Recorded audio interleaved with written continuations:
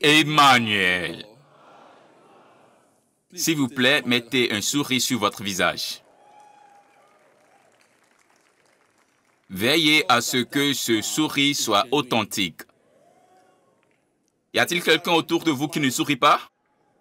Regardez son visage. Souriez, souriez, souriez.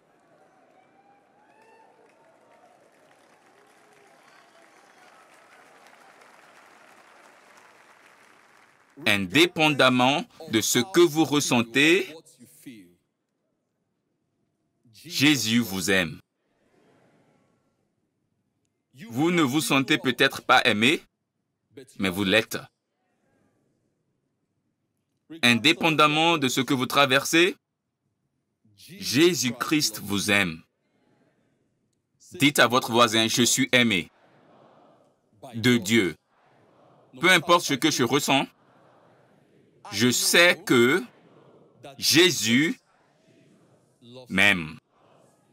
Merci Seigneur. Vous pouvez vous asseoir au nom de Jésus. Chers téléspectateurs du monde entier, quels que soient vos sentiments, Jésus-Christ vous aime. Nous vous remercions de vous être joints à nous aujourd'hui et nous croyons et savons que vous serez bénis au nom de Jésus. Merci Seigneur. Oui, c'est l'heure de la parole de Dieu. Êtes-vous prêts? Êtes-vous ici avec vos Bibles? Merci Seigneur. Après avoir pris le temps d'observer certaines choses dans le monde, on s'est rendu compte que dans le monde d'aujourd'hui, ce qui compte vraiment n'a pas d'importance pour le monde.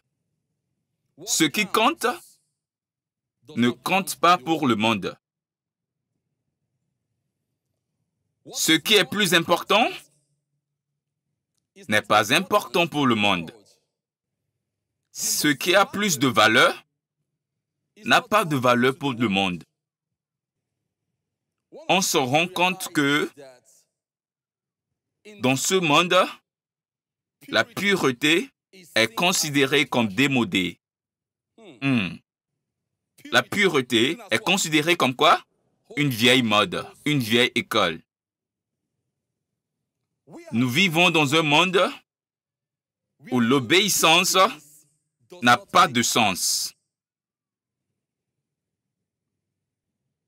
Nous vivons dans un monde où le résultat est plus valorisé que le processus. Nous vivons dans un monde où le créé est plus célébré que le créateur. Nous vivons dans un monde où ce qui compte vraiment, c'est le don et non le caractère.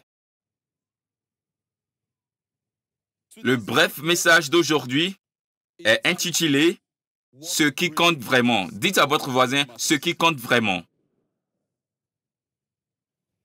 Notre texte de référence est tiré du livre de Luc, chapitre 16, verset 15. Y êtes-vous? Le livre de Luc, chapitre 16, verset 15. Merci Jésus. Et il leur dit, qui est-il ici? C'est Jésus. Jésus leur dit, vous vous faites passer vous-même pour juste aux yeux de tout le monde. Mais Dieu connaît le fond de votre cœur.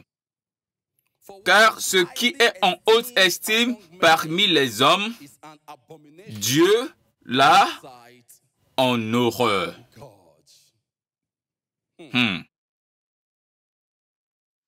Ce qui est en haute estime parmi les hommes, Dieu l'a en horreur. Peuple de Dieu, ce qui compte vraiment, c'est le cœur de l'affaire. Et le cœur de l'affaire est une affaire de cœur. Et l'affaire de cœur est ce qui compte pour Dieu. Ce qui compte vraiment pour Dieu, ce n'est pas le don, mais le caractère. Dieu Tout-Puissant n'est pas à la recherche de dons. Il est à la recherche de caractère. Le monde cherche des dons. Mais Dieu cherche quoi? Le caractère. Dans le monde, le don est tout. Tant que vous êtes doué, oh, vous êtes le numéro 1. Dans le monde, le don est tout. Mais en présence de Dieu, devant Dieu Tout-Puissant, le caractère est tout. Le caractère est tout. Dieu Tout-Puissant apprécie et chérit le caractère de tous ses enfants, par-dessus tout. La question est, pourquoi le caractère? Parce que Dieu lui-même est le caractère. Dites à votre voisin, Dieu lui-même est le caractère.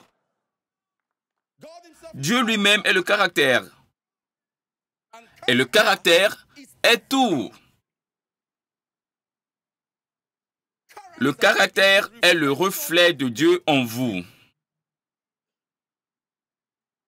C'est la beauté de Dieu en vous. C'est l'évidence, le produit, le fruit de la parole de Dieu à l'intérieur de vous, le caractère. C'est ce qui peut être utilisé efficacement par Dieu pour parler au monde à travers vous. Le caractère. Le caractère. Il parle de votre relation et de votre développement en Dieu. Aujourd'hui, où est le caractère? La Bible dit, dans Romains chapitre 2, verset 24, il dit que le nom du Seigneur a été blasphémé parmi les païens à cause de vous. Le manque de caractère a conduit le nom de Dieu à être blasphémé parmi les incroyants. Le manque de quoi? Le manque de caractère a conduit à ce que le nom de Dieu soit blasphémé parmi qui? Les incroyants. Peuple de Dieu, sans controverse, sans un iota de doute, le don est important. La Bible dit dans Éphésiens, chapitre 4, verset 8, que notre Seigneur et Sauveur a fait des dons aux hommes. En d'autres termes, Dieu Tout-Puissant est celui qui donne des dons. Il est bon d'être doué. Il est bon d'être doué, que ce soit naturellement ou surnaturellement. Mais attention, si les hommes de Dieu sont doués, les hommes du monde le sont aussi. Car Dieu Tout-Puissant est le créateur de tout, mais pas le Père de tout.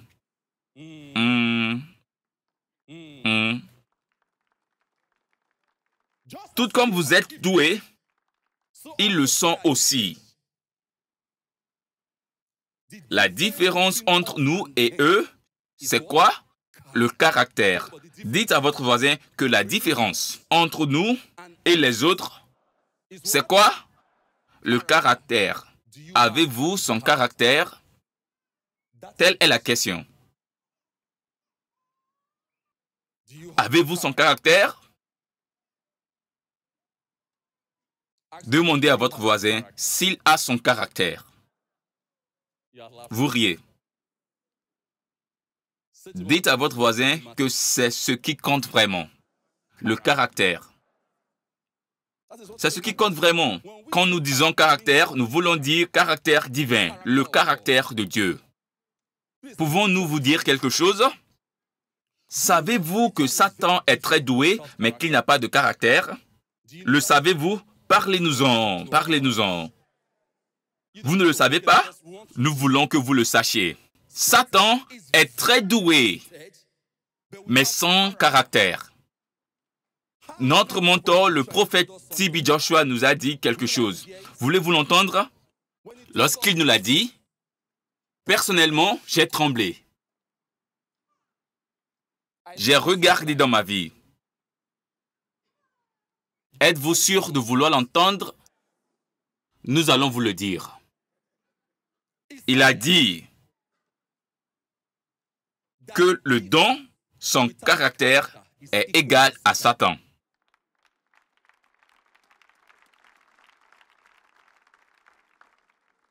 Quand il a dit cela, j'ai dit Dieu Tout-Puissant. Un don sans caractère est égal à Satan. Voyez-vous que ce don peut être très trompeur? Satan est très intelligent, mais sans caractère. Oh, j'aime mon mentor. Merci, papa, de nous avoir enseigné. Merci, papa, merci. Merci de nous enseigner le chemin de la justice, le chemin de la sainteté. Il a dit que Satan est très travailleur, mais sans caractère. Vous êtes ici, vous êtes intelligent, vous travaillez dur. La question est de savoir où est votre caractère. Oui. Où est votre caractère? Ce qui différencie notre travail de celui de Satan, c'est le caractère. C'est pourquoi notre mentor nous a enseigné. Il a dit que la chose principale dans le christianisme n'est pas le travail que nous faisons. Vous vous en souvenez encore? Mais la relation que nous entretenons et l'atmosphère produite par cette relation. Et c'est le caractère qui nous aide à maintenir cette relation. C'est le caractère et non le don. C'est le caractère et non le don. Êtes-vous doué? Félicitations, bravo. Beaucoup d'entre nous sommes arrivés chez notre mentor en pensant que notre don de profane était quelque chose. Il nous a dit, vous n'êtes pas ici avec moi pour montrer votre don. Vous êtes ici avec moi pour forger votre caractère. Il a dit, ce n'est pas votre don qui m'intéresse, mais votre caractère, le caractère de Dieu. Êtes-vous doué? Félicitations. Quelle que soit la chose que vous savez le mieux faire, demandez-vous toujours où est mon caractère? Où est mon caractère? Vous voyez? Rien nous rend différents des gens du monde s'il n'y a pas de caractère. C'est le caractère qui fait la différence. Si vous manquez de caractère, vous manquez de tout. Parce que le caractère est tout. Si vous manquez de caractère, vous manquez de tout. Parce que le caractère est tout ce qu'il y a de plus important. Le caractère est notre lien. Merci Seigneur. Le caractère est notre identité. C'est la véritable définition de notre personnalité. Si vous vous souvenez de ce que notre Seigneur et Sauveur Jésus nous a dit, il a dit, dans Jean chapitre 13, verset 35, il dit, qu'à ceux-ci, tous reconnaîtront que vous êtes mes disciples. À quoi? À ceux-ci. Ceci est le caractère. Le caractère est l'amour et l'amour est le caractère. À ceux-ci, tous les hommes reconnaîtront que vous êtes mes disciples. Ceci est le caractère. Le caractère est l'amour et l'amour est le caractère. Avoir un don sans caractère, ce n'est tout simplement rien. c'est déséquilibré. C'est comme un roi sans couronne. C'est comme un roi sans trône. Le don et le caractère doivent aller de pair. Dites à votre voisin que le don et le caractère doivent aller de pair. Demandez à Judas Iscariote, il vous le dira. Il vous dira que si le caractère n'est pas bien réglé, la personne en question n'est pas sauvée.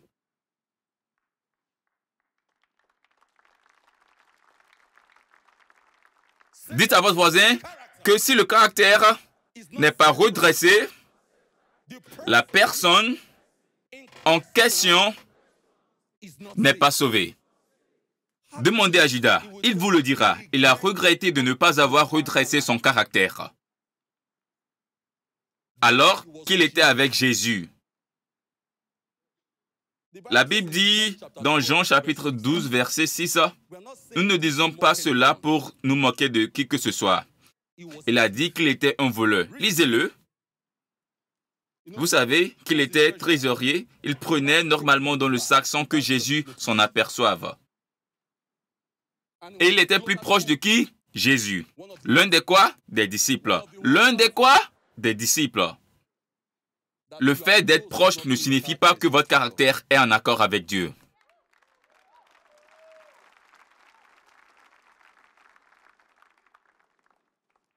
Il regrettait de n'avoir pas été à la hauteur de son caractère. S'agit-il de Géasi, le serviteur du prophète Élisée, dans 2 Rois chapitre 5, versets 20 à 27. Ce que son maître a refusé, a rejeté, il est allé derrière lui pour lui dire, « Regarde, apporte-le, tu sais qu'il est trop spirituel, il n'en a pas besoin.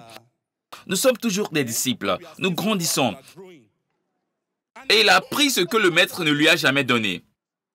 Vous connaissez le résultat? Demandez-lui et il vous le dira que le caractère, si vous ne le corrigez pas, vous mettra à l'écart.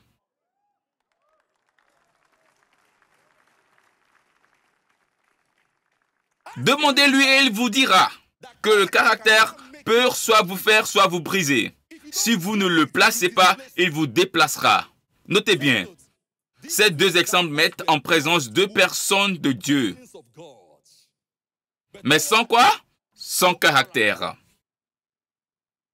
Aujourd'hui, si nous cherchons un évangéliste, un pasteur, un évêque, nous sommes tentés de regarder que les qualités extérieures. Wow! Il sait prêcher. Il a du charisme, de l'amabilité, la capacité d'inspirer les gens, des talents d'orateur. Il ne sera pas fait mention de son caractère ou de sa nature divine, de l'homme intérieur. Les dons ont pris le dessus partout. Tant que vous êtes doué, vous êtes le bienvenu. Mais écoutez-moi bien. Me direz-vous, mais la Bible dit que votre don vous permettra de vous présenter devant les rois. Oui, vous pouvez vous présenter devant le roi aujourd'hui. Et qu'en est-il de rester avec le roi? Le caractère qui vous permet de rester avec le roi. C'est le caractère qui fait quoi? Vous pouvez vous présenter devant le roi, ce n'est pas la question, mais c'est le caractère qui vous permet de rester avec le roi. Le caractère, c'est la maintenance. Notre mentor a dit que la maintenance est le salut. De quoi parlons-nous? Êtes-vous doué? Ne vous trompez pas. Si vous demandez à Satan, il ne vous dira pas ceci. Qu'un homme peut être doué et ne pas être sauvé. N'oubliez pas Matthieu chapitre 16, verset 22. Ils ont dit que nous chassons les démons, que nous prophétisons. Il a dit, je ne vous ai jamais connus. Ils avaient des dons, mais leur caractère n'est pas redressé. Dites à votre voisin, corrige ton caractère aujourd'hui. Sinon, vous pouvez achever la phrase. Redressez votre caractère. Le don a pris le dessus partout. Personne ne désire plus le caractère. Tout le monde recherche des dons, sans se rendre compte que le caractère est le fondement du don. C'est l'huile dans la lampe. Lorsqu'elle tarit, le don s'éteint également. Si nous pouvons nous permettre une petite distraction, si nous demandions aujourd'hui à une célibataire quel genre d'homme elle aimerait épouser, ce qui lui viendrait immédiatement à l'esprit serait, ce que l'on voit. La statue, le teint, la position, la race, les antécédents parentaux, peu ou pas de considération sera accordée ou donnée à sa nature divine, à son caractère. Son caractère.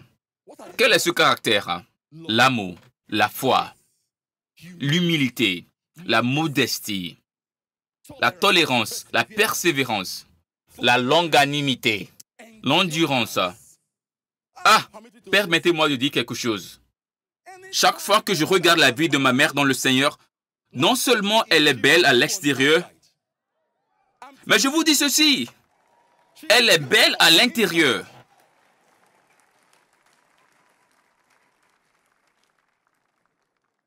Je ne plaisante pas avec ce que je dis. Je prends aussi le temps de regarder les gens.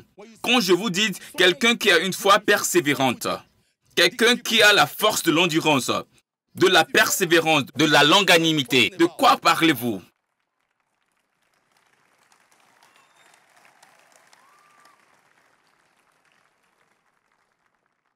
Quel modèle pour les plus jeunes?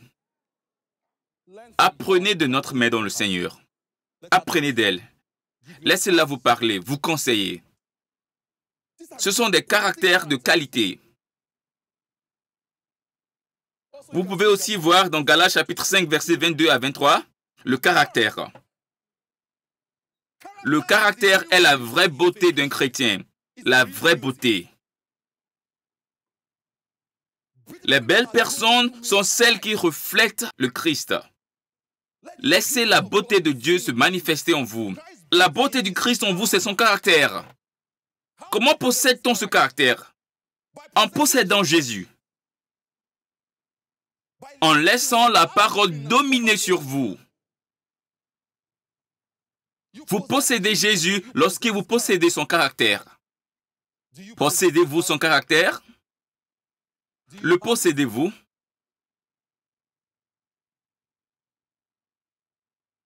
Le caractère. Le caractère. Le caractère.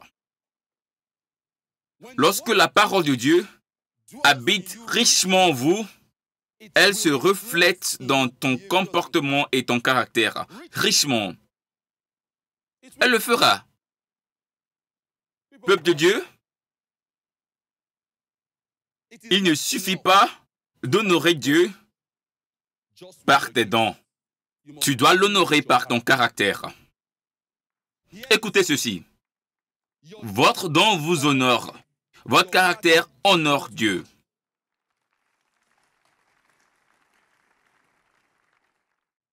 Beaucoup se manquent de savoir si l'honneur va à Dieu ou non, tant qu'ils sont honorés. C'est une tromperie. Ce qui compte, c'est le caractère de Dieu. Le produit du caractère de Dieu est la discipline. Dites à votre voisin que le produit du caractère de Dieu est la discipline. Et notre mentor a dit que rien ne se fait sans discipline. Et une vie chrétienne est une vie disciplinée.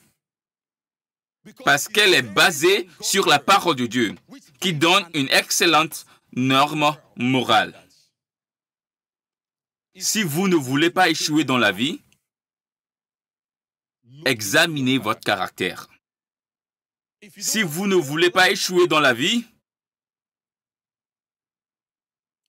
examinez-vous et examinez votre caractère. Avant de vous quitter, permettez-moi de vous dire ceci. Mon mentor, le prophète T.B. Joshua, a dit, et je cite, que l'on ne peut conserver le don de Dieu qu'avec le caractère de Dieu. Que Dieu bénisse sa parole au milieu de votre cœur. Au nom de Jésus. Père, nous te remercions.